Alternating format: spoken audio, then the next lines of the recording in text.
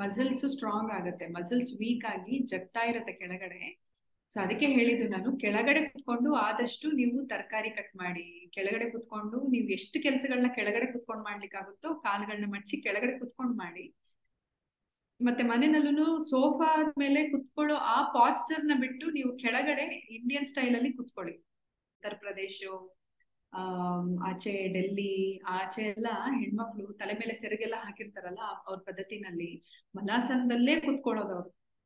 ಅಡ್ಗೆ ಮಾಡುವಾಗ ಮಲಾಸನದಲ್ಲಿ ಕುತ್ಕೊಳ್ತಾರೆ, ತಿನ್ನೋವಾಗನು ಮಲಾಸನದಲ್ಲಿ ಕುತ್ಕೊಳ್ತಾರೆ. ಬಿಳಿ ಬಟ್ಟೆ ಹಾಕೊಳ್ಳೋರು ಅಜ್ಜಂದಿರು ಮೆಕ್ಕೆ ಕುರಿ ಮೇಯಿಸ್ಕೊಂಡು ಅರಳಿ ಮರದ ಕಟ್ಟೆ ಕೆಳಗಡೆ ಕುತ್ಕೊಳ್ಳೋರು ಮಧ್ಯಾಹ್ನದಲ್ಲಿ ತಂಪಿರೋ ಗಾಳಿನಲ್ಲಿ. ಆದ್ರೆ ಹೇಗ್ ಕುತ್ಕೊಂತ ಇದ್ರು ಅಂದ್ರೆ ಮಲಾಸನದಲ್ಲೇ ಕುತ್ಕೊಳ್ತಾ ಇದ್ರು. ಸೊ ಆ ತರ ಕುತ್ಕೊಂಡಾಗ ನಿಮ್ದು ಮಸಲ್ಸ್ ಸ್ಟ್ರಾಂಗ್ ಆಗತ್ತೆ.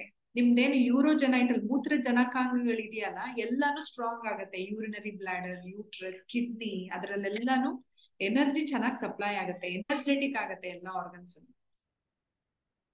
ಇದೆಲ್ಲಾನು it's part of the treatment.